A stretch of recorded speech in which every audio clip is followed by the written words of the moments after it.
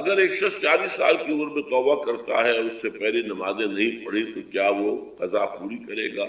میں اس کی ضرورت محسوس نہیں کرتا۔ جب علماء بتاتے ہیں کہ ہر ایک نماز کے ساتھ اتنی ہی رکعتیں اور پڑھ لی جائے آپ کر لیں گے تو میرے نزدیک وہ نوافل میں شمار ہو جائے، لیکن یہ ہے کہ توبہ سے قبل کے تمام گناہ اللہ تعالیٰ معاف کرے۔ توبہ خالص ہو، صحیح ہو، شرائط ہو، حقیقی ندامت ہو، آئندہ طے ہو جائے کہ اللہ کا کوئی حکم نہیں ٹالوں گا اور چھوڑ دیا جائے تو پھر توبہ صحیح ہے۔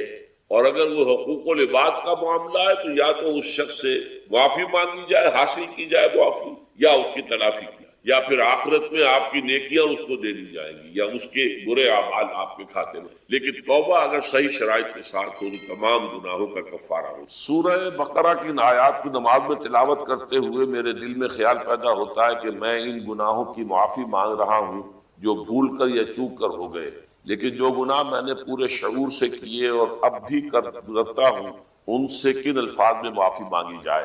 وہ معافی مانگنے کے لیے تو یہ ہے کہ رب انی ظلمت نفسی ظلما کثیرا، جیسے حضرت آدم سے خطا ہوئی تھی اور حضرت حوا اور آدم نے دعا مانگی تھی ربنا ظلمنا انفسنا وان لم تغفر لنا وترحمنا لنکونن من الخاسرین، وہ دعائیں بھی قرآن مجید میں موجود ہیں۔ یا جیسے کہ حضرت یونس علیہ السلام سے غلطی ہو گئی تھی، اللہ کی اجازت کے بغیر وہ اپنی قوم کو چھوڑ کر چلے گئے، تو انہوں نے جو تسبیح کی ہے، جو ہمارے ہاں جس کی تسبیح بھی کی جاتی ہے اور اس کا آیت کریمہ کا جو ورد کیا جاتا ہے کہ وہ بھی اصل میں قلب کی گہرائیوں اور شعور کے ساتھ جو اگر ادا کی جائے تو بہت لا الہ الا انت سبحانک انی کنت من الظالمین، تو یہ جو ہے استغفر اللہ ربی من کل ذنب واتوب الیہ، یہ بھی ہے تو مختلف ہے اس کے لیے کہ جو قرآن مجید میں بھی آئی ہے اور احادیث میں۔ البتہ توبہ کے بارے میں چونکہ ذکر آج ہوا ہے اور آپ نے سوال بھی کیا ہے تو یہ بات واضح ہو جانی چاہیے، توبہ کی 3 شرطیں ہیں صحیح توبہ ہونے، اور یہ 3 شرطیں ہیں حقوق اللہ میں جو گناہ ہوا ہے اس کے ذمہ، حقوق العباد میں ہوا تو 4تھی شرط اور ہے۔ وہ 3 شرطیں کیا ہیں؟ گناہ پر حقیقی پشیمانی ہو، دل میں شرم تعصف ہو کہ یہ کام میں نے کیوں کیا یا کیوں کرتا رہا اب تک، اور نمبر 2 عزم مصمم ہو کہ آئندہ ہرگز نہیں کروں، اور نمبر 3 اس کو چھوڑ دے بالفعل، وہ عزم مصمم پر عمل شروع ہو جائے۔ اگرچہ یہ ہو سکتا ہے کہ پھر غلطی ہو جائے، پھر ظہور ہو جائے، پھر نسیان ہو جائے، کوئی پرواہ نہیں، اس وقت جب کہ وہ توبہ کر رہا ہے نمبر 1 پشیمانی ہو حقیقی، نمبر 2 عزم مصمم ہو کہ دوبارہ ارتکاب نہیں کروں گا، نمبر 3 بالفعل اس کام کو چھوڑ دے۔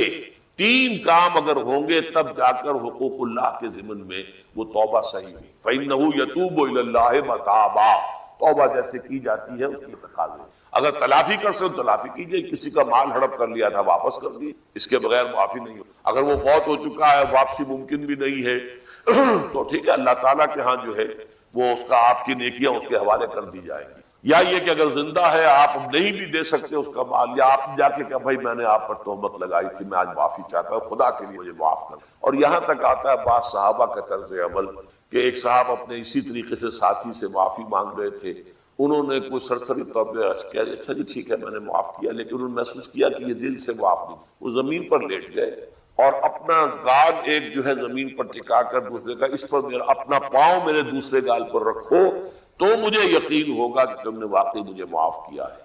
یہ کیفیت تو اس انسان کی ہوگی نا جسے واقعتاً محاسبہ اخروی کا احساس ہو اور شدید کہ اس کی جواب دہی ہوگی، تو اس کے لیے تو پھر وہ ہر طرح سے تلافی کے لیے خوشامد کرے گا، بھائی خدا کے لیے مجھے معاف کر، اچھا جی معاف کر دیں آپ، بس یہ کہہ رہے کہ معافی وہ ہوتی ہے، وہ جو پولیس والے بھی معافی مانگ لیتے ہیں کبھی کبھی، تو وہ معافی نہیں، حقیقتاً دل سے آپ معافی مانگیں تو وہ ہے معافی، اور واقعتاً دل سے معاف کریں۔ تو یہ ہے 4تھی شرط ہے کہ جو حقوق العباد کے ساتھ۔ اب پہلی بات تو یہ سوچئے کیا انسان ہر وقت نماز پڑھتا ہے، ہمیشہ روزہ رکھتا ہے؟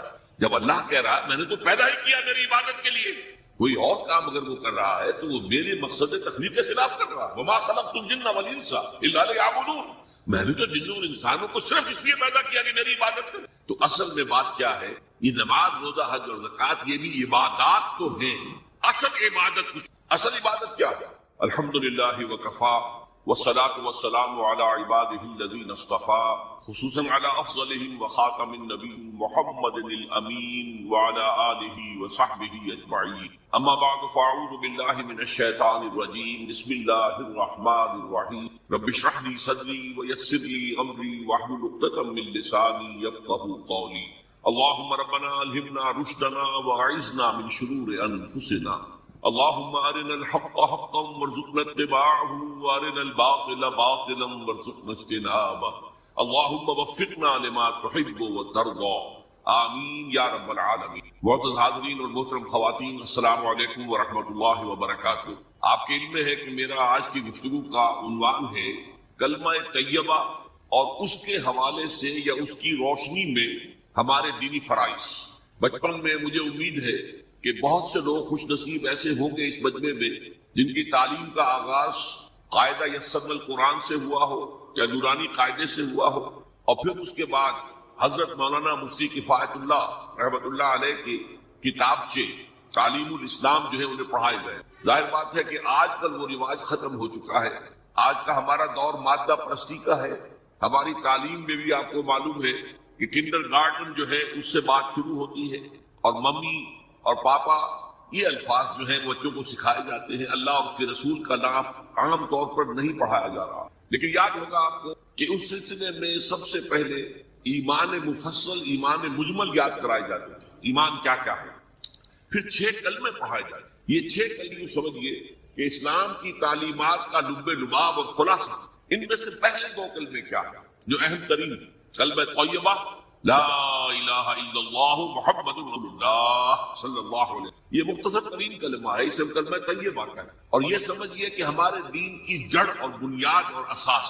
دوسرا کلمہ اسی میں لفظ شہادت کا اضافہ ہو کر اشہد ان لا الہ الا اللہ واشہد ان محمد رسول اللہ صلی اللہ علیہ وسلم. یہ کلمہ شہادت جو ہے یہ اسلام میں داخلے کا شاہدرہ ہے. شاہدرہ، در کہتے دروازے کو، شاہدرہ بہت بڑا دروازہ. جو لوگ دلی سے واقف ہیں انہیں یاد ہوگا، معلوم ہوگا کہ دلی جو ہے وہ جمنا ندی یا جمنا دریا کے مغرب میں واقع ہے، اور مشرق سے جو بھی آتا ہے یو پی سے، اس کو پہلے ایک قصبے سے گزرنا پڑتا ہے جس کے بعد پل آتا ہے جمنا کا، اور اس قصبے کا نام ہے شاہدرہ. اسی طرح کا شاہدرہ ایک لاہور میں ہے. لاہور جو ہے وہ راوی کے جنوب مشرقی کنارے پر ہے، آباد ہے شہر. اب جو بھی پشاور سے، سرحد سے، اسلام آباد سے، پورے پنجاب سے لوگ آتے ہیں تو انہیں لاہور میں داخل ہونے کے لیے دریائے راوی کراس کرنا ہوتا ہے. لہذا وہاں بھی ایک قصبہ ہے جس کا نام شاہدرہ ہے. شاہدرہ یہ بڑا در ہے کہ جس سے داخل ہو کر آپ دلی میں یا لاہور میں داخل. اسی طرح میں نے عرض کیا کہ اسلام میں داخلے کے لیے شاہدرہ جو ہے وہ ہے اشہد ان لا الہ الا اللہ واشہد ان محمد رسول اللہ صلی اللہ علیہ وسلم. آج میں انہی 2 کے حوالے سے آپ کے سامنے کچھ باتیں رکھ رہا ہوں. باتیں بالکل بنیادی ہیں اور میں سمجھتا ہوں کہ آپ کے ذہنوں کے اندر موجود ہیں. صرف یہ ہے کہ آپ نے شاید زیادہ کبھی شعوری طور پر توجہ نہ دی اور ان کے بارے میں کہیں گہرا غور و فکر نہ کیا ہو. دیکھیے پہلا جز کیا ہے؟ لا الہ الا اللہ، کلمہ توحید ہے. یہ اللہ کے سوا کوئی معبود نہیں. اب اس کا تقاضا کیا ہے؟ اور دوسرا جز ہے محمد الرسول اللہ صلی اللہ علیہ وسلم. اس کا تقاضا کیا ہے؟ اللہ کے سوا کوئی معبود نہیں، معبود برحق صرف اللہ. اس کا کیا مطلب ہے؟ عبادت صرف اس کی، کوئی معبود نہیں اللہ کے سوا، عبادت اسی کی. اس عبادت کا مفہوم کیا ہے؟ قرآن مجید میں بہت سے انبیاء کی اور رسولوں کی دعوت بیان ہوئی اور نام بنام کہا گیا. ان کی دعوت کیا تھی؟ ان اعبدوا اللہ ما لکم من الہ غیرہ، اللہ کی عبادت کرو، تمہارا کوئی الہ اس کے سوا نہیں. اس کے ساتھ ہی بعض سورتوں میں ایک لفظ کا اضافہ ہوتا ہے. سورہ شعراء ان اعبدوا اللہ واطیعون، عبادت اللہ کی کرو، میری اطاعت کرو. تو اللہ کی عبادت کیا ہے؟ جس کے لیے سورہ ذاریات میں فرمایا وما خلقت الجن والانس الا ليعبدون، میں نے نہیں پیدا کیا ہے جنوں اور انسانوں کو مگر صرف اس لیے کہ میری عبادت کریں. تو معلوم ہوا کہ لا الہ الا اللہ کا تقاضا کیا ہے؟ ہم وقت اللہ کی عبادت. یہ عبادت کیا ہے؟ بدقسمتی سے مسلمانوں پر جو زوال آنا شروع ہوا خلافت راشدہ کے بعد سے، ایک زوال اسلام کا شروع ہو گیا. اگرچہ مسلمانوں کا تو عروج جاری رہا، دور بنو امیہ میں، دور بنو عباس میں دنیاوی اعتبار سے سطوت، شان اور شوکت بڑھتی چلی گئی، لیکن اسلام جو ہے اس کے اندر زوال شروع. سب سے پہلا زوال کیا آیا؟ وہ خلافت کہ جو مسلمانوں کو اپنے میں سے کسی بہترین شخص کا انتخاب کر کے جس کا تعین ہونا چاہیے تھا وہ خلافت موروثی عہدہ بن، خاندانی بات بن گئی، قبائلی بات بن گئی. یہ ہمارے زوال کا پہلا مظہر. بہرحال اس کے بعد رفتہ رفتہ ہمارے تصورات بھی کچھ محدود ہوتے چلے گئے. ہوتے بات یہاں تک پہنچی کہ عبادت کا مطلب ہے نماز، روزہ، حج اور زکات. اب پہلی بات تو یہ سوچئے، کیا انسان ہر وقت نماز پڑھتا ہے، ہمیشہ روزہ رکھتا ہے؟ جب اللہ کہہ رہا ہے میں نے تو پیدا ہی کیا میری عبادت کے لیے، کوئی اور کام اگر وہ کر رہا ہے تو وہ میرے مقصد تخلیق کے خلاف کر رہا ہے. وما خلقت الجن والانس الا لیعبدون. میں نے تو جنوں اور انسانوں کو صرف اس لیے پیدا کیا کہ میری عبادت کریں. تو اصل میں بات کیا ہے؟ یہ نماز، روزہ، حج اور زکات یہ بھی عبادات تو ہیں، اصل عبادت کچھ اور. اصل عبادت کیا ہے؟ عبد کہتے ہیں غلام. غلام پچھلے زمانے کا تصور کیجیے. یہ ایسا نہیں تھا جیسے آپ کسی کو ملازم رکھ لیں. آج امپلائی ریلیشن شپ یہ اور ہے. آپ نے کسی کو ملازم رکھا ہے، فرض کیجیے دہاڑی پر رکھا ہے، وہ 8 گھنٹے کام کرے گا پھر چھٹی کرے گا.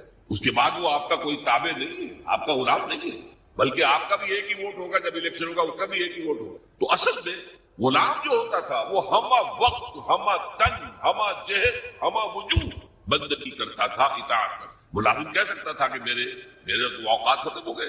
آپ نے کسی کو رکھا خانسامہ کی حیثیت سے، اور فرض کیجئے ابھی فلش سسٹم نہیں آیا تھا تو بیت الخلا جو ہے آپ جس طرح کے ہوتے تھے سب کو یاد ہے.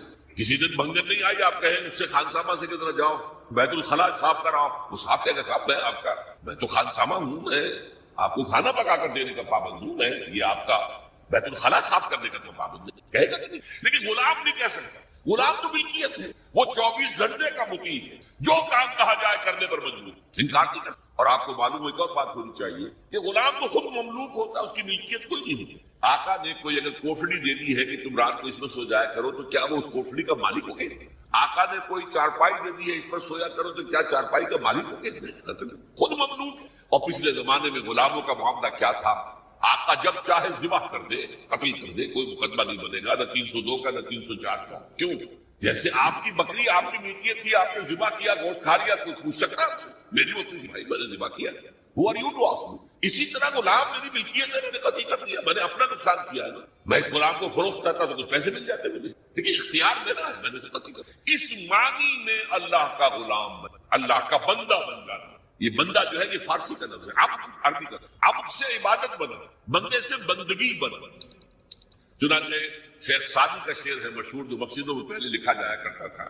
آج کل تو ہمارا نئی قسم کی مسجدوں کے ڈیزائن بنتے ہیں. پچھلے زمانے میں کیا ہوتا تھا؟ اس در کے اوپر چوکٹا بنا ہوا ہے، روز محشر کے جان گداز بود اولی پرسش نماز. وہ قیامت کا دن جو بہت سخت، پہلا حساب نماز کا ہو. اور یہ شعر میں لکھا ہوتا تھا زندگی آمد برائے بندگی، زندگی بے بندگی شرمندگی. یہ زندگی ہمیں ملی ہی بندگی کے لیے ہے. وما خلقت الجن والانس الا لیعبدون. تو اگر ہم بندگی نہیں کرتے اللہ کی تو شرمندگی ہی شرمندگی ہے. گویا کہ ہم اپنے مقصد تخلیق کو تو پورا نہیں کر رہے. آپ نے قلم بنایا تھا لکھنے کے لیے، لکھتا نہیں ہے تو اٹھا کے پھینک دیں گے، آپ اس کو کوڑے میں ڈالیں گے. لہذا انسان کی تخلیق اور جنوں کی تخلیق بندگی کے لیے. زندگی آمد برائے بندگی، زندگی بے بندگی شرمندگی. یہ ہمہ وقت، ہمہ تن، ہمہ وجوہ، ہمہ جہد اللہ کی، یہ ہے عبادت. اس عبادت کے لیے عبادات ہمیں دی. جیسے یہ اگر کھڑا ہوا ہے شامیانہ تو آپ نے دیکھا یہ جو بانس کھڑے ہوئے ہیں، یہ عبادت جو ہے اس کی چھت سمجھ لیجیے 4 ستون: نماز، روزہ، حج، زکات. نماز کس لیے؟ تاکہ 5 مرتبہ تازہ کر لو اللہ سے عہد بندگی، ایاک نعبد و ایاک نستعین. کہیں بھول مت جانا، صبح ہوئی ہے پہلے اپنا اللہ سے بندگی کا عہد تازہ کر لو، پھر دکان پہ جانا، پھر دفتر میں جانا، اور پھر دوپہر میں پھر نکلو، پھر تازہ کرو. وہ آپ کا لنچ آور ہوگا لیکن اس میں اللہ کو پہلے یاد کرو. پھر جب بہت زیادہ ایکٹیویٹی کا ٹائم ہوتا ہے شام کا، پھر یاد کرو اللہ کو عصر کے وقت، پھر مغرب کے وقت، پھر رات کو عشاء. 5 دفعہ یاد کرو اقیم الصلاۃ لذکری، کہ تمہیں یہ بات یاد رہے کہ ہم اللہ کے بندے ہیں اور ہمارا کام بندگی، ہمہ تن، ہمہ وجوہ، ہمہ وقت اللہ کی. روزہ کیوں دیا؟ تاکہ نفس کے اندر جو شیطنت ہے، ان النفس لامارۃ بالسوء، اس نفس کو کنٹرول کرنے کی عادت. بھوک برداشت کرو، کسی وقت کھانے کو حلال چیز نہیں مل رہی تو بھوک برداشت کرو، فوراً کسی حرام شے کے اندر منہ نہ مار دو. تمہارے اندر عادت ہونی چاہیے. پیاس شریر لگی ہوئی ہے تو اگر کوئی صحیح مشروب نہیں ہے تو ایسا نہ کرو کہ کیا کریں یہاں پر تو سوائے جو شراب کا کچھ ملتا ہی نہیں تو لو شراب ہی دے دیں. اس کے لیے مشق کرانے کے لیے 30 دن صبح سے شام تک جائز مشروب بھی نہ پیو، جائز کھانا بھی نہ کھاؤ، تاکہ تمہارے اندر صلاحیت پیدا ہو جائے کہ باقی 11 مہینوں میں ناجائز سے تو بچو. یہ ہے عبادت کے ساتھ ان عبادات کا تعلق. ایک بڑی ہمارے اندر جو ہے نفس کی خواہش دولت، دولت پرستی اس کو نکالنے کے لیے صدقہ، خیرات، انفاق، خرچ کرو خرچ کرو خرچ کرو، تاکہ یہ بہت اللہ کے حکم کو پیچھے پھینک دیا، نفس کے حکم کو آگے رکھ۔ یہ شرک، اس شرک کو جاننے والے بہت کم۔ مولانا روم نے خوب کہا تھا، نفس ماں ہم کم طرز فرعون نیست لیکن ایراعون نیست، میرا نفس بھی فرعون سے کم نہیں ہے۔ فرعون نے کہا تھا نا الیس لی ملک مصر وہذہ الانہار تجری من تحتی، کیا اس ملک کے مصر کی حکومت میری نہیں ہے؟ اور سارا جو یہ آب پاشی کا نظام ہے، انہار کا نظام ہے، وہ میرے کنٹرول میں نہیں ہے؟ جس کا چاہوں موگا کھلا رکھوں، جس کا چاہوں بند کر دوں۔ یہ تھا خدائی کا دعویٰ، انا ربکم الاعلی۔ تو مولانا روم کہتے ہیں میرا نفس بھی اس سے کمتر نہیں ہے۔ وہ کہتا یہ جسم میرا ہے، اس پر میرا حکم چلے گا، میں نہیں جانتا کون اللہ کون رسول، کیا حرام کیا حلال۔ تو فرعون سے کم تو نہیں ہے میرا نفس، لیکن ایراعون اس کی بہت مدد تھی، فوج تھی، لاؤ لشکر تھا، تو اس نے زبان سے بھی کہہ دیا کھل کر الا ربکم الاعلی۔ میں مسکین ہوں، غریب ہوں، میرے پاس کوئی طاقت نہیں ہے، میں زبان سے تو کچھ نہیں کہہ سکتا، اندر سے میرا نفس یہی کہتا۔ یہ نفس کی حکومت قرآن کہتا ہے، میں حیران ہوں، دو جگہ یہ مضمون آیا ہے، ارأیت من اتخذ الہہ ہواہ افانت تکون علیہ وکیلا۔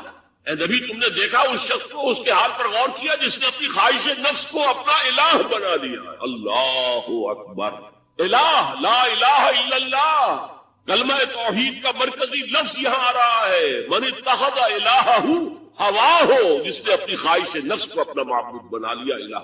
افانت تکون علیہ وکیلا، کیا آپ ایسے شخص کی کوئی ذمہ داری لے سکتے ہیں؟ سود حرام ہوا کرے جی، حرام حرام، ہمارا دھندا جو ہے وہ آگے بڑھ نہیں سکتا۔ اللہ کے حکم کو پیچھے ڈالا، نفس کے تقاضے کو آگے رکھا۔ کون معبود ہے؟ نام عبداللہ رکھیے، نام عبد الرحمان رکھیے، ہے عبد النفس، نفس کے بندے، نفس کے غلام۔ پوچھا گیا ایو الہجرت افضل یا رسول اللہ، اے اللہ کے رسول بتائیے سب سے اعلیٰ ہجرت کون سی ہے، افضل؟ فرمایا ان تہجر ما کرہ ربک، ہر اس چیز کو چھوڑ دو جو تمہارے رب کو پسند نہیں۔ آج رات ہی سے آپ ہجرت شروع کر سکتے، جائزہ لیجئے کیا کیا چیزیں میری زندگی میں خلاف تو اللہ کو ناپسند ہے، فیصلہ کیجئے کہ آج کے بعد نہیں ہوگی، ہجرت شروع ہو گئی۔ افضل الہجرہ، سب سے افضل ہجرت شروع ہو گئی۔ المجاہد من جاہد نفسہ، جہاد تو یہاں سے شروع ہو گیا، اپنے نفس کے خلاف جہاد کرنا۔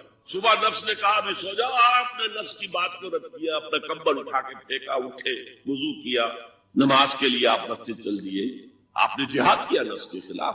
یہ افضل الجہاد ہے۔ افرأیت من اتخذ الہہ ہواہ افانت تکون علیہ وکیلا، کیا تم نے غور کیا اس شخص کی حالت پر جس نے اپنی خواہش نفس کو اپنا معبود بنا لیا، الہ بنا لیا، کہہ رہا ہے لا الہ الا اللہ، لا الہ الا اللہ، لیکن الہ تو اس کا نفس ہے۔ ظاہر بات ہے فرعون نے اگر دعویٰ کیا تھا میں تمہارا خدا ہوں، انا ربکم الاعلی، تو کیا اس کا مطلب یہ تھا کائنات میں نے پیدا کی، تمہیں میں نے پیدا کی؟ ذرا سوچیے، کیا وہ بزرگ موجود نہیں ہوں گے جنہوں نے اسے دیکھا ہو کہ آج اس کی ولادت ہوئی تھی، کل اس کی کوئی اور سیری بنی ہوئی تھی؟ یہ کیسے دعویٰ کیا تھا؟ میرا حکم چلے گا، میں نہیں جانتا، الیس لی ملک مصر، مصر کی حکومت میری ہے کہ نہیں؟ قرآن حکیم نے بھی سورہ آل عمران کے آخری رکوع میں ذکر کو سب سے پہلے اور سب سے اہم عامل کی حیثیت سے شمار کیا۔ چنانچہ اس کی پہلی آیت جو ہے سورہ آل عمران کے آخری رکوع کی، اس میں تو وہی مضمون جو میں بیان کر چکا وہ آیا ہے، ان فی خلق السماوات والارض واختلاف اللیل والنہار لآیات لأولی الالباب، یقیناً آسمان اور زمین کی تخلیق میں اور دن اور رات کے الٹ پھیر میں نشانیاں ہیں ہوش مندوں کے۔ ان کے ذریعے سے انسانی شعور کے اندر وہ معرفت رب اجاگر ہوگی، وہ پہلا مرحلہ اس نے طے کر لیا، وہ ڈورمنٹ معرفت اب ایکٹیویٹ ہو گئی۔ اب مزید فکر کا مرحلہ ہے جو اگلی آیت میں آیا ہے، الذین یذکرون اللہ قیاما وقعودا وعلی جنوبہم ویتفکرون فی خلق السماوات والارض ربنا ما خلقت ھذا باطلا سبحانک فقنا عذاب النار۔ یعنی تفکر جو ہے وَيَتَفَكَّرُونَ فِي خَلْقِ السَّمَاوَاتِ وَالْأَرْضِ، وہ تفکر کرتے ہیں، غور و فکر کرتے ہیں آسمان اور زمین کی تخلیق میں، لیکن اس تفکر کے ساتھ لازماً ذکر اور ذکر مدام، ذکر بھی وہ کہ جو مستقل ہو، ہر حالت میں ہو۔ الذین یذکرون اللہ قیاما وقعودا وعلی جنوبہم، وہ لوگ کہ جو اللہ کو یاد رکھتے ہیں، اللہ کا ذکر کرتے ہیں کھڑے ہوئے بھی، بیٹھے ہوئے بھی، اور اپنے پہلوؤں کے بل یعنی لیٹے ہوئے. اب ان تین کے سوا تو کوئی پوزیشن انسان کی نہیں ہے. اسی کا نام ہے دوام ذکر. اور اس کے ساتھ اگر وہ تفکر کرتے ہیں تو ان کا فکر اگلی منزل تک پہنچتا ہے. تو پہلی شے تھی فکر انسانی کی صحیح رخ پر مزید پیش قدمی اور پیش رفت، اور اس کے لیے لازم ہے ذکر و فکر کا امتزاج. دوسری چیز کو لیجئے عمل کی درستی. اس عمل کی درستی کے لیے اللہ تعالیٰ کے ساتھ ایک گہرے تعلق کی ضرورت. اس لیے کہ صبر کی بحث میں یہ مضامین شاید آپ کے سامنے آ گئے ہو کہ صبر جہاں مصیبت پر صبر ہوتا ہے، تکلیف پر صبر ہوتا ہے، اللہ کے احکام پر جمنا یہ بھی صبر ہے، نفس کی خواہشات کی باغ کو تھام کر رکھنا، کھینچ کر رکھنا یہ بھی صبر، اور استقامت کسی شے پر قائم رہنا یہ بھی صبر. تو عمل صحیح پر استقامت کے لیے وَاصْبِرْ وَمَا صَبْرُكَ إِلَّا بِاللَّهِ، اس صبر کی سب سے اہم جو بنیاد ہے، اس کا جو سب سے بڑا ذریعہ ہے، اس کا جو سب سے بڑا سہارا ہے، وَمَا صَبْرُكَ إِلَّا بِاللَّهِ، اس کے لیے ضرورت ہے ایک گہرے تعلق کی کہ اللہ کے ساتھ ایک ایسا تعلق برقرار رہے جو نہ صرف گہرا ہو بلکہ دائم و قائم، مسلسل. ذرا ظہول ہوگا تعلق مع اللہ میں، ذرا کمی آئے گی شیطان کا وار کاری ہو جائے. اسی کو حضور نے حدیث میں یوں تعبیر کیا ہے تمثیلاً کہ جو دل اللہ کی یاد سے غافل ہے اس پر، فارسی کا وہ مقولہ بھی ہے کہ خانہ خالی را دیو بھی گرت، گھر خالی رہے تو جنات اس پر دیو جو ہے آ کر قبضہ جما لیتے ہیں. تو خانہ قلب جو ہے اگر یاد خدا بندی سے خالی ہو گیا تو شیطان ابلیس لعین اپنی تھوتنی ٹکا دیتا ہے. یہ لفظ آتا ہے سور کے منہ کے لیے تھوتنی، جس طرح اس کا نکلا ہوا سا منہ ہوتا ہے آگے، تو یہ لفظ استعمال کیا گیا کہ وہ اپنی تھوتنی انسان کے دل پر جما کر اور پھوکے مارنے شروع کر دیتا ہے. تو شیطان کو موقع ہی تب ملتا ہے جب انسان کے تعلق مع اللہ کے اندر کمی، وہ خانہ بالکل خالی ہو گیا ہو یا اتنا ضعیف ہو گیا ہو کہ کل عدم ہو جائے، گویا کہ نہیں. تیسری چیز کی طرف آئیے، روحانی ترقی. روحانی ترقی کے لیے میں ایک اصطلاح کے سامنے لا رہا ہوں. اس سے مراد کیا ہے؟ روحانی ترقی کے لیے ہماری دینی اصطلاح ہے تقرب الی اللہ، اللہ سے قریب تر ہوتے چلے جانا. اس پر میرا ایک کتابچہ بھی ہے، تقرب الی اللہ کے دو مدارج، دو درجے، جو در حقیقت ایک حدیث نبوی علیہ الصلوۃ والسلام ہی پر مبنی ہے کہ حضور نے ایک درجہ قرار دیا ہے تقرب بالفرائض، فرائض کے ذریعے سے انسان اللہ کا قرب حاصل. ایک ہے تقرب بالنوافل، نوافل کے ذریعے سے اللہ کا قرب حاصل. ان میں کیا نسبت و تناسب ہے؟ اہمیت کے اعتبار سے کون بڑھ کر ہے، بلندی کے اعتبار سے کون بڑھ کر ہے، یہ تمام مسائل میں نے اپنی اس تقریر میں بیان کیے تھے جو اس کتاب سے شائع ہوئی ہے. اس وقت میں اس کی تفصیل میں نہیں جا رہا، صرف یہ تذکرہ اس لیے کر رہا ہوں کہ جن کو بھی خواہش ہو جائے وہ اس کا مطالعہ کرے. ہماری اس وقت کی گفتگو سے وہ کتاب کا اس جگہ پر منسلک ہوگا. تو تقرب الی اللہ، یہ تقرب کوئی فزیکل فینومینل نہیں ہے، جسمانی یا مادی مسئلہ نہیں ہے. اللہ سے قرب یہ نہیں ہے کہ کوئی کروڑوں میل کا فاصلہ ہے، اب ہمیں وہ رسی پر چڑھنا ہے اوپر بڑی محنت اور مشقت سے. فصل تو ہے ہی نہیں، فاصلہ ہے ہی نہیں، موت ہے ہی نہیں. نحن اقرب الیہ من حبل الورید، ہم تو انسان سے اس کی شہرگ سے بھی زیادہ قریب. ہوا معکم اینما کنتم، وہ تو تمہارے ساتھ ہی ہوتا ہے جہاں کہیں بھی تم ہو، بس صرف یہ کہ تمہاری توجہ نہیں ہوتی، تم اور چیزوں میں مشغول و مصروف رہتے ہو، تم ہماری طرف دھیان ہی نہیں دیتے، تم ہماری طرف متوجہ ہی نہیں ہوتے. ہم تو مائل بے کرم ہے، کوئی سائل ہی نہیں، راہ دکھلائے کسے رہنمے منزل ہی نہیں. انسان جب متوجہ ہو جاتا ہے اور بڑھتا ہے، آگے پیش قدمی کرتا ہے روحانی اعتبار سے، تو یہ ہے در حقیقت تقرب الی اللہ، اور اسی کو ہم کہیں گے روحانی. اب ان تین چیزوں کو اگر آپ نے ذہن میں جما لیا، پھر میری بات کی ترتیب اس کو ذہن میں قائم کیجئے. ہم چلے کہاں سے کہ دین کے ساتھ اصل مناسبت فلسفے کی نہیں، حکمت. نمبر 2، حکمت قرآنی کا پہلا اور اہم ترین اور بنیادی مسئلہ معرفت رب کا حصول. اس کا نتیجہ شکر خدا، اس کا ذریعہ آیات آفاقی، آیات انفسی، اور سب سے بڑھ کر آیات قرآنیہ جو الذکر، جو تذکرہ ہے، جو ذکر ہے. لیکن اس پہلے مرحلے کو کو اگر کوئی انسان بفضل ہی تعالی اللہ کے فضل و کرم سے طے کر لے، اب اس کے سامنے تین مسئلے، فکر کی مزید پیش رفت، مزید پیش قدمی صحیح رخ پر، اس کے لیے ذکر اور فکر دونوں کا امتزاج لازمی۔ فقر قرآن اختلاط ذکر و فکر، الذین یذکرون اللہ قیاما وقعودا وعلی جنوبہم ویتفکرون فی خلق السماوات۔ دوسری شے عمل کا درست رہنا، نہ افراط و تفریط ہو، عدم توازن ہو، نہ انسان نفس سے مغلوب ہو جائے، نہ انسان جذبات کی رو میں اندھا ہو جائے، نہ انسان ماحول سے مروب ہو کر متاثر ہو، صحیح رخ پر اس کا عمل۔ نمبر 3 روحانی ترقی، جو اصل حاصل ہے، جو اصل مقصود ہے۔ نمبر 2 چیز کے لیے تعلق مع اللہ ضروری، نمبر 3 کے لیے تقرب الی اللہ۔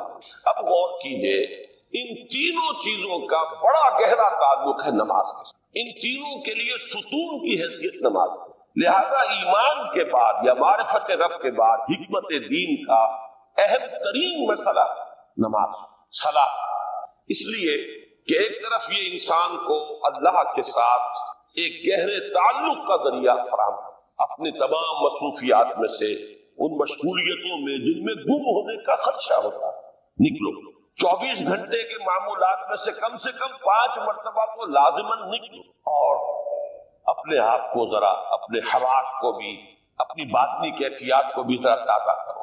اگر کوئی گندگی، نجاست، کسی طرح کی ناپاکی کا کوئی معاملہ ہے، طہارت حاصل، طہارت سے تمہارے اندر روح کو بھی بالندگی ہوگی، تمہارے حواس بھی تازہ ہوں گے، تم گویا کہ بحیثیت کل تمہاری ہستی چاق و چوبند ہو جائے، وہ کسل، وہ سستیاں، وہ جو ایک کثافتیں ہوتی ہیں، ان سب سے نجات، اور آپ اپنے رب کے حضور میں کھڑے ہو جاؤ، اس کے ساتھ اپنا عہد بھی تازہ کرو، اس کی اہم صفات کو بھی اپنے ذہن میں پھر مستحضر کرو۔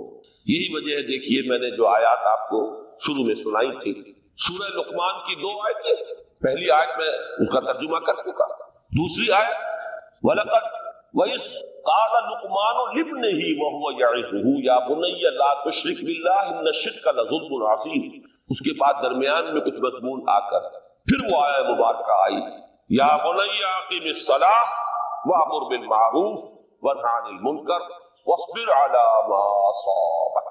گویا کہ اہم ترین چیز، بنیادی ترین چیز، اللہ کو محض پہچان لینا کافی نہیں ہے، یاد رکھنا ضروری۔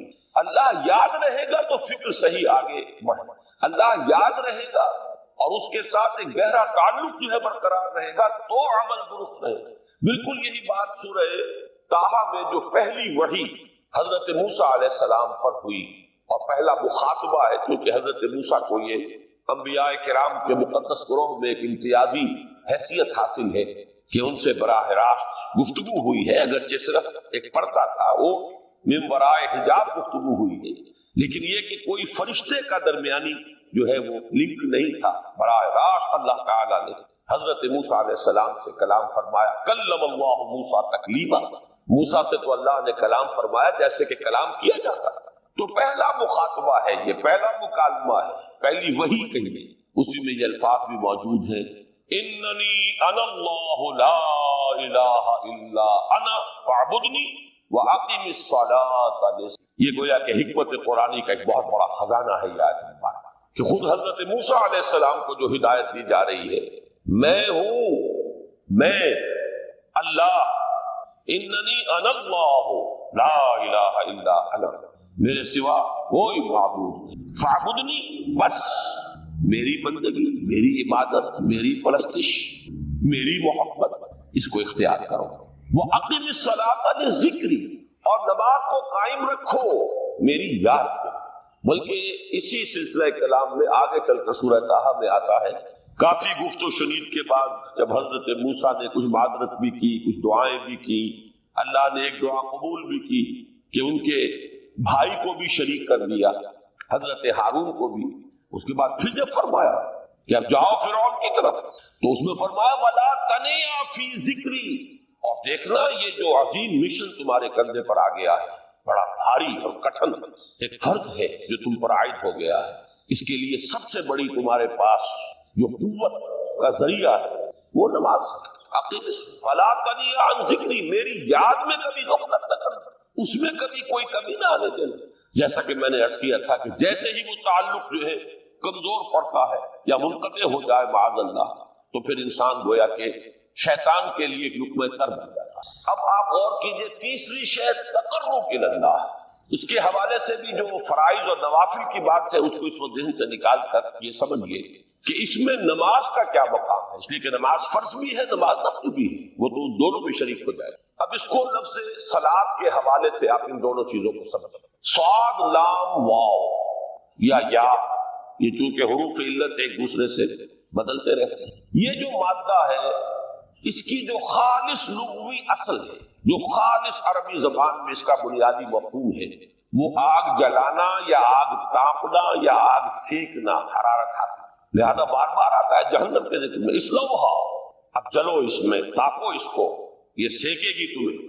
بلکہ تفتلون کا لفظ آیا ہے حضرت موسیٰ کے کلام میں، جب وہ گئے تھے کوہ طور پر، جب پہنچ گئے تو تھے آگ کی تلاش میں، لعلکم تفتلون، تو اپنے اہل خانہ سے یہی کہا تھا کہ مجھے کہیں وہ روشنی نظر آ رہی ہے، غالباً کوئی وہاں سے آگ مل سکے گی، ورنہ یہ کہ کوئی رہنمائی کو رستہ مجھے مل سکے گا، میں وہ آگ لے آؤں گا، کوئی چنگاری وہاں سے لے آؤں، لعلکم تفتلون، تاکہ تم، اب یہ اصطلاح در حقیقت باب افتعال ہے، اور یہ تے یہاں پر توئے کی شکل اختیار کر گئی، تا نے توبن کی صورت اختیار کی سواد کی وجہ سے۔ بہرحال اس کا سب سے بنیادی مفہوم جو ہے وہ ہے تاپنا، سکائی حاصل کرنا، حرارت۔ اس کے حوالے سے سمجھ لیجئے کہ سب سے بنیادی تعلق اس کا جو ہے وہ روح کے ساتھ۔ روح میں محبت خداوندی کی آگ اگر ٹھنڈی پڑ گئی ہو، اگر محبت خداوندی کی حرارت میں کمی ہو گئی، تو اس کو اثر نو، جس کو کہ میں آج سوچ رہا تھا تو ایک لفظ ذہن میں آیا کہ جیسے بیٹری اس کو ریچارج کیا جاتا ہے، اسی طریقے سے روح کے اندر محبت خداوندی کی اس حرارت کو اثر نو تازہ کرنا، یہ ہے در حقیقت نماز کا اثر۔ اس لیے کہ اس لفظ کا بنیادی مفہوم، اصل لغوی مفہوم تو یہ، اگرچہ اس کا سب سے زیادہ کثرت سے جو استعمال ہوتا ہے، اور لفظ صلاۃ جس سے در حقیقت جس تصور پر مبنی ہے وہ ہے اقدام، کسی کی طرف متوجہ ہونا اور پھر دعا۔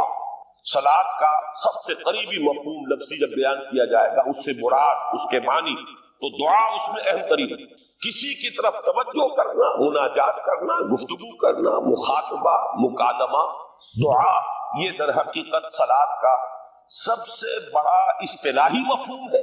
لیکن جو اس کا مادہ ہے سواد، قرآن حکیم نے بھی سورہ آل عمران کے آخری رکوع میں ذکر کو سب سے پہلے اور سب سے اہم عامل کی حیثیت سے شمار کیا۔ چنانچہ اس کی پہلی آیت جو ہے سورہ آل عمران کے آخری رکوع کی، اس میں تو وہی مضمون جو میں بیان کر چکا وہ آیا ہے، ان فی خلق السماوات والارض واختلاف اللیل والنہار لآیات لأولی الالباب، یقیناً آسمانوں اور زمین کی تخلیق میں اور دن اور رات کے الٹ پھیر میں نشانیاں ہیں ہوش مندوں کے۔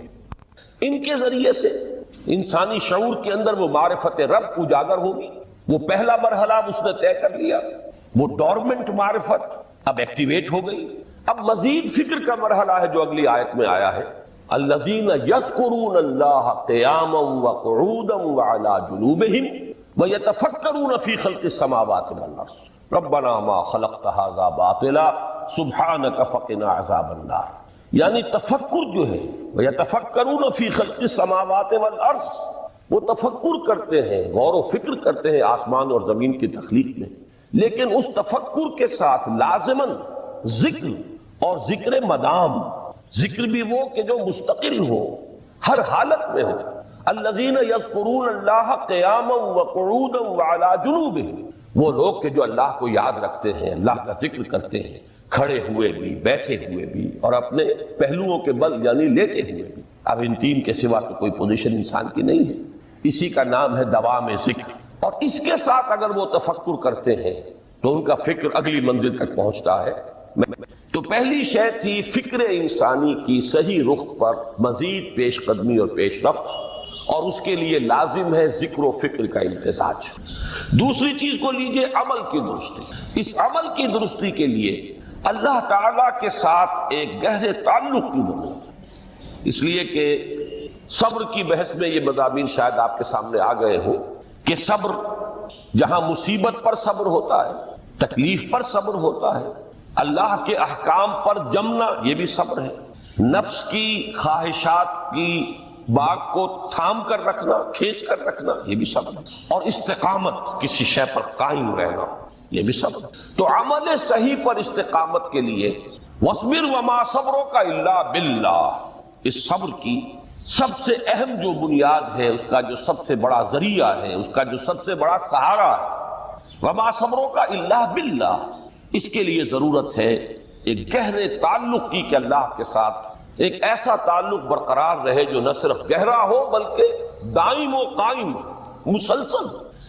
ذرا ظہول ہوگا تعلق مع اللہ میں، ذرا کمی آئے گی، شیطان کا وار کاری ہو جائے گا۔ اسی کو حضور نے حدیث میں یوں تعبیر کیا ہے تمثیلاً کہ جو دل اللہ کی یاد سے غافل ہے اس پر، فارسی کا وہ مقولہ بھی ہے کہ خانہ خالی را دیو میں گیرت، گھر خالی رہے تو جنات اس پر دیو جو ہے آ کر قبضہ جما لیتے ہیں۔ تو خانہ قلب جو ہے اگر یاد خدا بندی سے خالی ہو گیا تو شیطان ابلیس لعین اپنی تھوتنی ٹکا دیتا ہے۔ یہ لفظ آتا ہے سور کے منہ کے لیے تھوتنی، جس طرح اس کا نکلا ہوا سا منہ ہوتا ہے آگے، تو یہ لفظ استعمال کیا گیا کہ وہ اپنی تھوتنی انسان کے دل پر جما کر اور پھوکے مارنی شروع کر دیتا ہے۔ تو شیطان کو موقع ہی تب ملتا ہے جب انسان کے تعلق مع اللہ کے اندر کمی، وہ خانہ بالکل خالی ہو گیا ہو یا اتنا ضعیف ہو گیا ہو کہ کل عدم ہو جائے، گویا کہ نہیں۔ تیسری چیز کی طرف آئیے، روحانی ترقی۔ روحانی ترقی کے لیے میں ایک اصطلاح کے سامنے لا رہا ہوں، اس سے مراد کیا ہے؟ روحانی ترقی کے لیے ہماری دینی اصطلاح ہے تقرب الی اللہ، اللہ سے قریب تر ہوتے چلے جانا۔ اس پر میرا ایک کتابچہ بھی ہے، تقرب الی اللہ کے دو مدارج، دو درجے، جو در حقیقت ایک حدیث نبوی علیہ الصلوۃ والسلام ہی پر مبنی ہے کہ حضور نے ایک درجہ قرار دیا ہے تقرب بالفرائض، فرائض کے ذریعے سے انسان اللہ کا قرب حاصل، ایک ہے تقرب بالنوافل، نوافل کے ذریعے سے اللہ کا قرب حاصل۔ ان میں کیا نسبت و تناسب ہے، اہمیت کے اعتبار سے کون بڑھ کر ہے، بلندی کے اعتبار سے کون بڑھ کر ہے، یہ تمام مسائل میں نے اپنی اس تقریر میں بیان کیے تھے جو اس کتاب سے بھی شائع ہوئی ہے۔ اس وقت میں اس کی تفصیل میں نہیں جا رہا، صرف یہ تذکرہ اس لیے کر رہا ہوں کہ جن کو بھی خواہش ہو جائے وہ اس کا مطالعہ کرے۔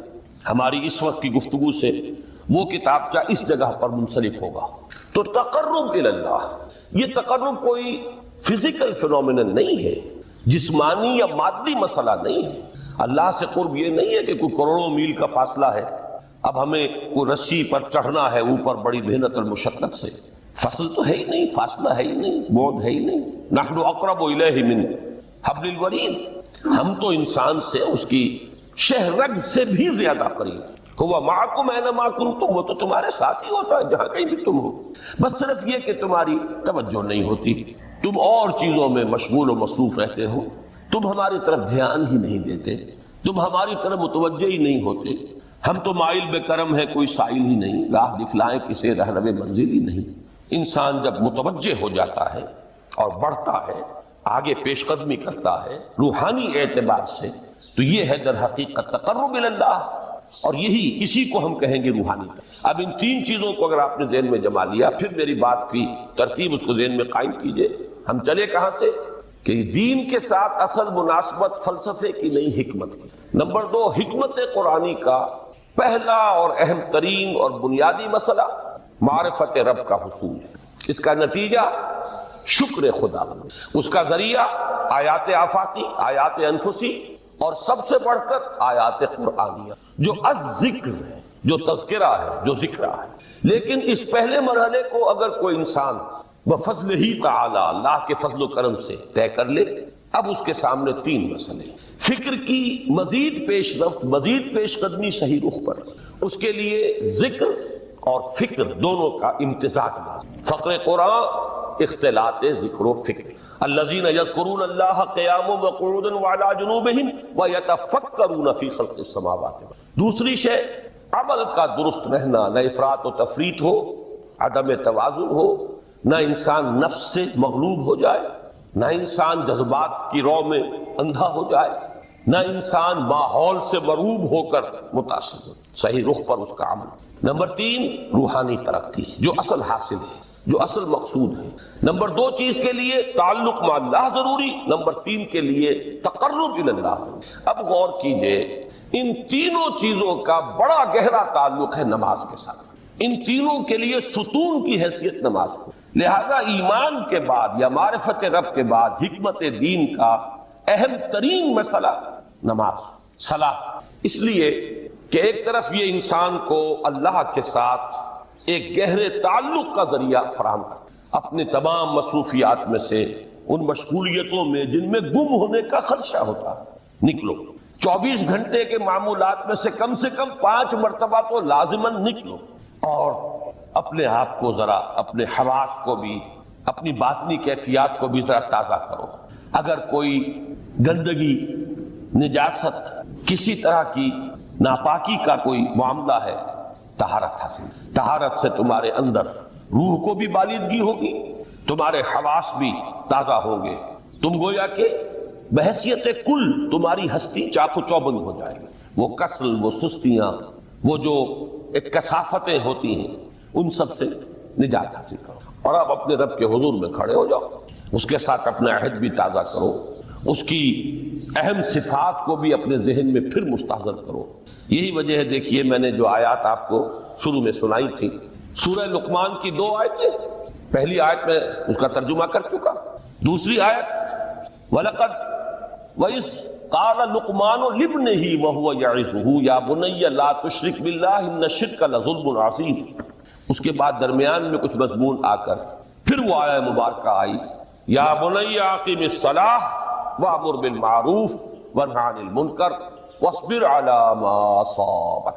گویا کہ اہم ترین چیز، بنیادی ترین چیز، اللہ کو محض پہچان لینا کافی نہیں ہے، یاد رکھنا ضروری ہے۔ اللہ یاد رہے گا تو فکر صحیح آگے بڑھے، اللہ یاد رہے گا اور اس کے ساتھ ایک گہرا تعلق جو ہے برقرار رہے گا تو عمل درست رہے گا۔ بالکل یہی بات سورہ طٰہٰ میں جو پہلی وحی حضرت موسیٰ علیہ السلام پر ہوئی، اور پہلا مخاطبہ ہے، چونکہ حضرت موسیٰ کو یہ انبیاء کرام کے مقدس گروہ میں ایک امتیازی حیثیت حاصل ہے کہ ان سے براہ راست گفتگو ہوئی ہے، اگرچہ صرف ایک پردہ تھا، اوٹ من ورائے حجاب گفتگو ہوئی ہے، لیکن یہ کہ کوئی فرشتے کا درمیانی جو ہے وہ لنک نہیں تھا، براہ راست اللہ تعالیٰ نے حضرت موسیٰ علیہ السلام سے کلام فرمایا۔ کلم اللہ موسیٰ تکلیما، موسیٰ سے تو اللہ نے کلام فرمایا جیسے کہ کلام کیا جاتا ہے۔ تو پہلا مخاطبہ ہے، یہ پہلا مکالمہ ہے، پہلی وحی کہیے، اسی میں یہ الفاظ بھی موجود ہیں، اننی انا اللہ لا الہ الا انا فاعبدنی واقم الصلاۃ لذکری۔ یہ گویا کہ حکمت قرآنی کا ایک بہت بڑا خزانہ ہے یہ آیت مبارکہ، کہ خود حضرت موسیٰ علیہ السلام کو جو ہدایت دی جا رہی ہے، میں ہوں، میں اللہ، اننی انا اللہ لا الہ الا انا، میرے سوا کوئی معبود نہیں، فاعبدنی، بس میری بندگی، میری عبادت، میری پرستش، میری محبت، اس کو اختیار کرو۔ وَأَقِمِ الصَّلَاةَ لِذِكْرِي، اور نماز کو قائم رکھو میری یاد کے لیے۔ بلکہ اسی سلسلہ کلام میں آگے چل کر سورہ طٰہٰ میں آتا ہے، کافی گفت و شنید کے بعد جب حضرت موسیٰ نے کچھ معذرت بھی کی، کچھ دعائیں بھی کی، اللہ نے ایک دعا قبول بھی کی کہ ان کے بھائی کو بھی شریک کر دیا، حضرت ہارون کو بھی۔ اس کے بعد پھر جب فرمایا کہ اب جاؤ فرعون کی طرف، تو اس میں فرمایا وَلَا تَنِيَا فِي ذِكْرِي، اور دیکھنا یہ جو عظیم مشن تمہارے کندھے پر آ گیا ہے، بڑا بھاری اور کٹھن ایک فرض ہے جو تم پر عائد ہو گیا ہے، اس کے لیے سب سے بڑی تمہارے پاس جو قوت کا ذریعہ ہے وہ نماز ہے۔ عقیم فلا تنیا عن ذکری، میری یاد میں کبھی غفلت نہ کرنا، اس میں کبھی کوئی کمی نہ آنے دینا۔ جیسا کہ میں نے عرض کیا تھا کہ جیسے ہی وہ تعلق جو ہے کمزور پڑتا ہے یا منقطع ہو جائے معاذ اللہ، تو پھر انسان گویا کہ شیطان کے لیے ایک لقمہ تر بن جاتا ہے۔ اب آپ غور کیجئے، تیسری شے تقرب الی اللہ، اس کے حوالے سے بھی جو فرائض اور نوافل کی بات ہے اس کو اس وقت ذہن سے نکال کر یہ سمجھیے کہ اس میں نماز کا کیا مقام ہے، اس لیے کہ نماز فرض بھی ہے، نماز نفل بھی ہے، وہ تو دونوں میں شریک ہو جائے گی۔ اب اس کو لفظ صلاۃ کے حوالے سے آپ ان دونوں چیزوں کو سمجھیں. صاد لام واو یا یہ چونکہ حروف علت ایک دوسرے سے بدلتے رہتے ہیں. یہ جو مادہ ہے اس کی جو خالص لغوی اصل ہے، جو خالص عربی زبان میں اس کا بنیادی مفہوم ہے، وہ آگ جلانا یا آگ تاپنا یا آگ سینکنا، حرارت حاصل. لہذا بار بار آتا ہے جہنم کے ذکر میں اسلوہا، اب جلو اس میں، تاپو اس کو، یہ سینکے گی تمہیں. بلکہ تفتلون کا لفظ آیا ہے حضرت موسیٰ کے کلام میں، جب وہ گئے تھے کوہ طور پر، جب پہنچ گئے تو تھے آگ تک کی تلاش میں. لعلکم تفتلون، تو اپنے اہل خانہ سے یہی کہا تھا کہ مجھے کہیں وہ روشنی نظر آ رہی ہے، غالباً کوئی وہاں سے آگ مل سکے گی، ورنہ یہ کہ کوئی رہنمائی کو رستہ مجھے مل سکے گا، میں وہ آگ لے آؤں گا، کوئی چنگاری وہاں سے لے آؤں. لعلکم تفتلون، تاکہ تم، اب یہ اصطلاح در حقیقت باب افتعال ہے، اور یہ تے یہاں پر توئے کی شکل اختیار کر گئی، تا نے توبن کی صورت اختیار کی سواد کی وجہ سے. بہرحال اس کا سب سے بنیادی مفہوم جو ہے وہ ہے تاپنا، سکائی حاصل کرنا، حرارت. اس کے حوالے سے سمجھ لیجئے کہ سب سے بنیادی تعلق اس کا جو ہے وہ روح کے ساتھ ہے. روح میں محبت خداوندی کی آگ اگر ٹھنڈی پڑ گئی ہو، اگر محبت خداوندی کی حرارت میں کمی ہو رہی ہو، تو اس کو اثر نو، جس کو کہ میں آج سوچ رہا تھا تو ایک لفظ ذہن میں آیا کہ جیسے بیٹری اس کو ریچارج کیا جاتا ہے، اسی طریقے سے روح کے اندر محبت خداوندی کی اس حرارت کو اثر نو تازہ کرنا، یہ ہے در حقیقت نماز کا اصل. اس لیے کہ اس لفظ کا بنیادی مفہوم، اصل لغوی مفہوم تو یہ، اگرچہ اس کا سب سے زیادہ کثرت سے جو استعمال ہوتا ہے، اور لفظ صلاۃ جس سے در حقیقت جس تصور پر مبنی ہے وہ ہے اقدام، کسی کی طرف متوجہ ہونا، اور پھر دعا. صلاۃ کا سب سے قریبی مفہوم لفظی جب بیان کیا جائے گا، اس سے مراد، اس کے معنی، تو دعا اس میں اہم ترین ہے. کسی کی طرف توجہ کرنا، مناجات کرنا، گفتگو کرنا، مخاطبہ، مکالمہ، دعا، یہ در حقیقت صلاۃ کا سب سے بڑا اصطلاحی مفہوم ہے. لیکن جو اس کا مادہ ہے صاد لام واو یا صاد لام یا، اس کا اصل مفہوم جو ہے وہ تاپنا، حرارت حاصل کرنا. تو ان دونوں کے حوالے سے عرض کر رہا ہوں، وہ تاپنا اور حرارت حاصل کرنا وہ ہے روح کے اعتبار سے. وہ جو کہا اقبال نے کہ بجھی عشق کی آگ اندھیر ہے، مسلمان نہیں راہ کا ڈھیر. یہ عشق کی آگ جب بجھ جاتی ہے، در حقیقت یہی تو انسان کی روحانی موت ہے. جب یہ نہ رہے تو چاہے منطق میں بہت انسان ماہر ہو. مجھے اقبال کا ایک شعر یاد آیا ہے، تقابل کرتے ہوئے ایک انسان محکوم اور ایک انسان حر، آزاد انسان، ان کی نفسیات میں جو بنیادی فرق علامہ اقبال نے مختلف مواقع پر بیان کیے ہیں. محکوم ہے بیگانہ اخلاص و مروت، ہر چند کے منطق کی دلیلوں میں ہے چالاک. تو منطق کی دلیلوں میں انسان چالاک ہو جائے اور وہ لغت ہائے حجازی کا وہ ایک خزانہ بن جائے، اسے تمام الفاظ کے معنی یاد ہو، وہ بڑے مسائل فقہ کے اسے ازبر ہو، جزیات، بے انتہا جزیات جو ہے وہ مستحضر ہو، فلسفے کے بڑے بڑے مسئلے اس نے حل کر لیے ہیں. لیکن اگر روح میں وہ اللہ کی محبت کی آگ نہیں ہے، وہ تپش نہیں، مجھے عشق کی آگ اندھیر ہے، مسلمان نہیں راہ کا ڈھیر. اسی کے حوالے سے آج مجھے یاد آیا تھا کہ وہ جو بڑی سادہ سی ایک نظم ہے، اللہ تعالیٰ سے دعا یا رب دل مسلم کو وہ زندہ تمنا دے، اس میں بھی جو الفاظ آئے ہیں جو روح کو گرما دے اور قلب کو تڑپا دے، یہ ہے اصل جو مقصود ہے نماز کا. اور یہی وہ چیز ہے جیسا کہ میں نے عرض کیا تھا کہ نگاہوں سے اوجھل، یہ پہلو سامنے ہے ہی نہیں. دوسرا پہلو سامنے ہے اور وہ بھی میرے نزدیک بہت اہم ہے، بہت بنیادی ہے، اس میں کوئی شک نہیں. لیکن یہ ہے بلند ترین منزل کہ تقرب الی اللہ. اس کے لیے در حقیقت یہ کس لیے درکار ہے؟ روح کے اندر عشق کی حرارت اور گرمی تازہ ہوتا ہے. بسا اوقات یہ اندر دب جاتی ہے، جیسے انگارہ ہوتا ہے آگ کا، اس کے اوپر خاک اور راکھ آ جاتی ہے، اندر کچھ ہوتی ہے. آگ دبی ہوئی سمجھ، آگ بجھی ہوئی نہ جان. اس دبی ہوئی آگ کو پھر ایک شعلہ بنانا، پھر اس کے اندر ایک حیات تازہ پیدا کرنا، یہ ہے نماز کا اہم ترین اور بلند ترین مقصد. لیکن اس کے ساتھ ہی اس نماز میں ذکر ہونا، اس کا یہ ذکر ہے. اور ذکر کی جب میں فہرست بیان کیا کرتا ہوں، بہت سے حضرات کے سامنے ہوگا کہ ذکر کا در حقیقت مفہوم ہے استحضار اللہ فی القلب. ہمارے ہاں غلطی سے جو ذرائع ذکر ہے انہیں ذکر قرار دے دیا گیا ہے. نماز ذکر نہیں ہے، نماز ذکر کا ذریعہ ہے. اقیم الصلاۃ لذکری، نماز قائم کرو میرے ذکر کے لیے. یہ اللہ اللہ کہنا یا ادعیہ معصورہ جو حضور صلی اللہ علیہ وسلم کی مسنون دعائیں ہیں، انہیں اپنے تمام معمولات دنیاوی کے ساتھ ساتھ ان دعاؤں کو بھی انسان پڑھتا رہے، اللہ سے دعا کرتا رہے. یہ تمام ذرائع ذکر ہیں.